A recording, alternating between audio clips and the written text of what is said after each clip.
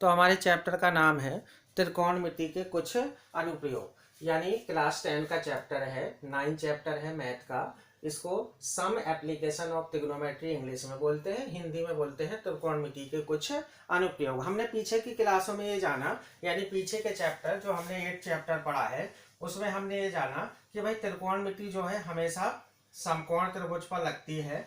समकोण त्रिभुज में ये 90 डिग्री होता है। इसके सामने वाली जो हमेशा भुजा है उसको कर्ण कहते हैं, इंग्लिश में हाइपोटेन्यूज बोलते हैं। जहां पर कोण बनता है उसके सामने वाली लंब होती है जिसको आप परपेंडिकुलर बोलते हैं, और नीचे वाली बेस होती है। ये हमने 8 वाले चैप्टर में जाना, बेस यानी आधार होती है।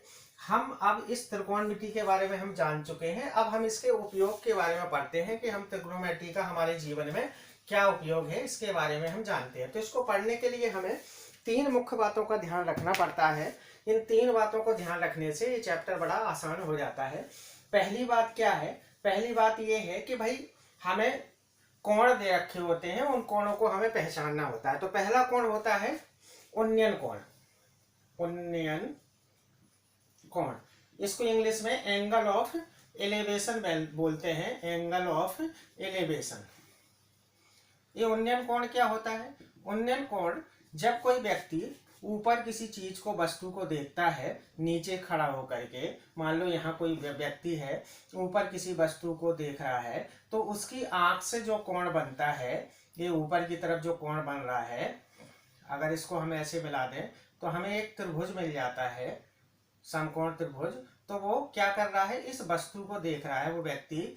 तो नीचे से जो ऊपर की तरफ बन रहा है, यहाँ से जो ऊपर की तरफ बन रहा है कोण, यहाँ जो कोण बनेगा वो आपका उन्नयन कोण होगा। कहने का मतलब है जब नीचे खड़ा कोई व्यक्ति ऊपर की तरफ वस्तु को देखता है तो ऊपर की ओर जो कोण बनता है उसको उन्नयन कोण बोलते हैं। और ये वाली जो लाइन है इसको हम आधार रेखा बोलते हैं, और ये इसको मिलाने वाली रेखा है। एक तो उन्नयन कोण हो गया नीचे से ऊपर देखने पर।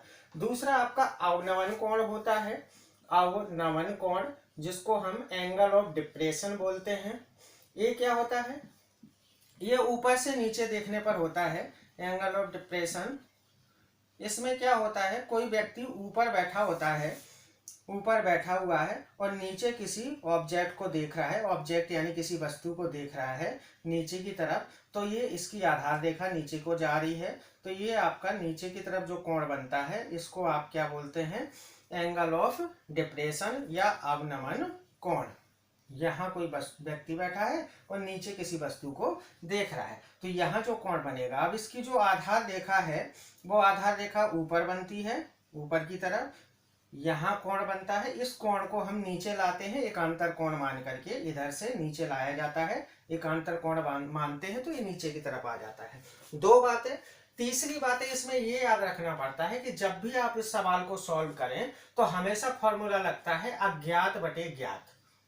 अज्ञात बटे ज्ञात, यानी जो चीज आपको पता नहीं है उसको आप ऊपर मान के चले, x मान रहे हैं, h मान रहे हैं, t मान रहे हैं, आपके ऊपर है। और जो आपको चीज पता है उसको नीचे रखो। इसको ऐसा करने से हमें ये पता चल जाता है कि हमें इसके बराबर में साइन लेना है, कॉस लेना है, टेन लेना है, कौशिक लेना है, सेक लेना है या कॉट लेना है। ये हमें पता चल जाता है जब हम अज्ञात बटे ज्ञात लगाते हैं। तो अज्ञात बटे ज्ञात में या तो वो लंब होगा, या फिर नीचे आधार होगा, ऊपर कर्ण होगा, तो नीचे आपका लंब होगा। तो ऐसे करने से हम ये साइन, कॉस, टेन, कौशिक, सेक, कॉट को लगा सकते हैं। तो ये 3 बातों का याद रखने से इन सवालों को हम बड़ी आसानी से और बड़ी ही जल्दी सॉल्व कर सकते हैं। तो हम चलते हैं सवाल में। एक्सरसाइज 9.1 का पहला सवाल है। ये पहला सवाल कहता है कि भाई एक खंबा है, उस खंबे से एक रस्सी लगी हुई है, इस रस्सी की लंबाई 20 मीटर की है, और एक सर्कस का खिलाड़ी है, वो इस रस्सी पर चढ़ता है। इस रस्सी पर चढ़ करके खंबे तक पहुंच जाता है। खंबे को मैंने ए बी मान लिया है, और ये जो रस्सी है इसको मैंने ए सी मान लिया है। जब वो खंबे तक चढ़ता है तो इसमें कह रहा है कि खंबे से इस रस्सी की जो कोण बन रहा है, उन्नयन कोण, वो 30 डिग्री का कोण बना है। तो खंबे की ऊंचाई ज्ञात करो। ये जो उन्नयन कोण है ये 30 डिग्री का बना है, कह रहा है खंबे की ऊंचाई ज्ञात करो। तो ऐसे सवाल में आप देख रहे होंगे आपको लिखना होता है ए बी आपका क्या है भाई? ए बी आपका खंबा है, ए सी आपकी क्या है? रस्सी है, ये आपको मेंशन करना होता है सवाल में। तो अब हमें इसको ज्ञात करना है, यानी हमें खंभे की ऊंचाई ज्ञात करना है। तो बिल्कुल वही फॉर्मूला मैंने आपको बताया था, अज्ञात बटे ज्ञात वाला फॉर्मूला लगाओ और इसको आसानी से क्या कर दो, सॉल्व कर दो। तो अज्ञात क्या है भाई, अज्ञात आपको ये है ऊंचाई, यानी ऊंचाई को हम क्या बोलते हैं त्रिग्नोमेट्री की भाषा में, लंब। और ज्ञात क्या है आपको, कर्ण, इसको के बोलते हैं। तो एक फॉर्मूला है लाल बटे कक्का, ये फॉर्मूला है। इस लाल बटे कक्का में पहला वाला जो मान होता है वो साइन का होता है, दूसरा वाला जो होता है वो कॉस का होता है, और जो तीसरा होता है वो आपका टेन का होता है। तो आप देखें, आप यहाँ आपको एल बटा के है, एल बटा के किसका होता है, साइन का। तो इसका मतलब यहाँ पर साइन आ जाएगा। और साइन कितना, कोण रखते हैं तो कोण है आपका 30 डिग्री का, तो साइन कॉस 30 हो गया। लम आपका कितना है, एच है, और कर्ण का कितना है आपका 20 है। अब आप साइन 30 का मान रखें और इसको सॉल्व कर दें। तो साइन 30 का आपका मान आपको पता है 1/2 होता है। साइन 30 का मान आपका कितना है, 1/2, 1/2 रखा। अब क्या हो रहा है जी, क्रॉस मल्टीप्लाई, हमारे पास कोई रास्ता नहीं है, तो 2 का h से गुणा हुआ तो 2h, और 20 का 1 से गुणा हुआ तो 20। तो h बराबर क्या आ गया, 20/2, और काटा पीटी कर दी तो 10 आ गया, यानी h बराबर 10 मीटर। अगर मीटर में है तो मीटर, सेंटीमीटर में है तो सेंटीमीटर। तो ये आपके खंभे की ऊंचाई आ गई। तो ऐसे आप सवाल ज्ञात कर सकते हैं आसानी से। दूसरे सवाल में बढ़ते हैं हम जरा। तो दूसरा सवाल कहता है कि एक पेड़ है, एक आपका पेड़ है और आंधी आती है। तो ये पेड़ जो है, जो टोटल पेड़ है आपका ए बी है, आंधी आने से पेड़ का आधा हिस्सा यहाँ से यानी सी से, ये जो ऊपर का हिस्सा है ये टूट करके नीचे जमीन पर आ जाता है। ऊपर वाला हिस्सा टूट करके क्या हो जाता है, जमीन पर आ गया। तो ये जो ए वाला पोर्शन ऊपर था वो टूट करके यहाँ आ जाता है। अब जमीन पर आ जाता है और जमीन के साथ वो कितने का कोण बनाता है, 30 डिग्री का कोण बना लेता है। इसने 30 डिग्री का कोण बना लिया। अब ये कह रहा है कि इसके आधार से जहाँ पर ये जमीन को छू रहा है उसके बीच की दूरी इन्होंने आपको दी हुई है, कितनी है, 8 मीटर की दूरी है। ये आपको 8 मीटर दे रखी है। तो ये कह रहा है जी पेड़ की ऊंचाई ज्ञात करो। तो आप देख रहे होंगे पेड़ की ऊंचाई के लिए ये आपको पोर्शन निकालना है और फिर ये भी निकालना है, तभी तो टोटल ऊंचाई निकलेगी। ये और ये जब दोनों जुड़ेंगी तो आपकी ऊंचाई निकलेगी। अब ये जो पोर्शन है वो तो यहाँ कर्ण बन गया, तो इसका मतलब कर्ण निकालना है और ये निकालना है, दोनों को आपस में जोड़ेंगे तो टोटल पेड़ की क्या आ जाएगी, ऊंचाई आ जाएगी आपकी। अब आपको यहाँ लिखना पड़ेगा कि ए सी आपने क्या माना है, पेड़ माना है, ए बी बराबर 8 मीटर है। तो ये आप कर लेना, इसको कैसे करेंगे आगे। तो सवाल में चलते हैं हम। तो पहले हमारे को ये निकालना है, इसको हम एच मान लेते हैं। तो वही नियम है आपका अज्ञात बटे ज्ञात। तो अज्ञात है आपका क्या, एच, और ज्ञात क्या है आपका नीचे वाला 8। एच क्या है आपका लंब है, और ये क्या है आपका आधार है। तो लंब बटे आधार। अब यहाँ देखें, लंब बटे आधार किसका होता है, टेन का होता है। तो यानी यहाँ टेन लग जाएगा, और कोण कितना है आपका 30 डिग्री का, तो 30 डिग्री लग जाएगा। अब आपने h/8 आया है तो h/8 लिख देते हैं, और 30 की वैल्यू यहाँ पर पुट कर देते हैं। तो 30 की वैल्यू आप देख रहे होंगे, तो 30 की वैल्यू होती है 1/√3। तो 30 की वैल्यू हो जाएगी 1/√3। इसका फिर से तिर्यक गुणा करा, इसका इसके साथ करा तो ये आया h√3, और इसका इससे गुणा किया तो आया 8। तो h बराबर 8/√3 ये हमारा आ गया। और कभी भी रूट के 3 नीचे नहीं छोड़ा जाता है रूट में वैल्यू, तो इसलिए इसका परिमेयीकरण करेंगे। तो 8/√3, और परिमेयीकरण करने के लिए नीचे वाली संख्या का ऊपर नीचे गुणा कर देते हैं। तो √3 का ऊपर नीचे गुणा किया तो ये आया, इसका इससे गुणा हुआ तो 8√3, और √3 का √3 से गुणा हुआ तो 3 आ गया। तो ये h आ गया। अभी हमारे पास h आया है, जबकि हमें अभी AC भी निकालना है। तो फिर से वही नियम लगाते हैं, हम आगे बढ़ते हैं। तो ये तो हमारे पास h की वैल्यू आ गई, हम इसको मिटा देते हैं, बस h की वैल्यू अपने पास संभाल करके रख लेते हैं। तो h की वैल्यू है हमारे पास 8√3/3, ये हमारे पास इतनी वैल्यू आई। अब हमें AC चाहिए तो AC निकालना पड़ेगा। तो अज्ञात है आपका क्या, AC, और ज्ञात आपका यही है AB। AC क्या है आपका कर्ण है, और AB आपका क्या है, आधार है। तो कर्ण बटे आधार, कर्ण बटे आधार, तो इसको पलट दो, तो इसको पलटा तो कर्ण ऊपर आ गया और आधार नीचे आ गया। जब ये पलटा तो कॉस का उल्टा क्या हो जाएगा, सेक, तो यहाँ पर आपको सेक लेना है। तो आपने क्या ले लिया, कर्ण बटे आधार बराबर सेक, और सेक कितना है 30 डिग्री। अब आपका कर्ण तो आपको पता नहीं, AC ही रहेगा। AB आपका कितना है 8 है, तो 8 रख दिया, और सेक 30 की वैल्यू आपको रखनी है, तो सेक 30 की वैल्यू अगर आप रखें तो सेक 30 की वैल्यू होती है 2√3। सेक 30 की वैल्यू 2√3, तो हमने इसको पुट कर दिया 2√3। अब आप इसकी क्रॉस मल्टीप्लिकेशन करेंगे, यानी क्रॉस मल्टीप्लाई जिसको तिर्यक गुणा कहते हैं, तो इसका इससे करा तो AC√3 आया, और इसका इससे करा तो ये आया 16, तो AC बराबर 16/√3। फिर से वही नियम कि भाई √3 को आप अकेले नीचे नहीं छोड़ सकते हैं, तो आपको परिमेयीकरण करना पड़ेगा।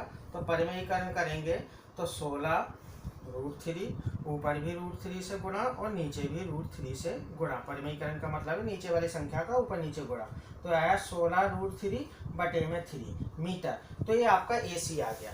अब आपको पता है कि जो पेड़ है वो क्या था, पेड़ आपका क्या था, AB था। हमें AB निकालना है, तो हमने दो हिस्से में इसको निकाला, एक हिस्सा हमने AC निकाल लिया और एक हिस्सा आपने BC निकाला। हमें तो निकालना है AB, तो AB बराबर क्या होता है, AB बराबर होता है AC प्लस BC।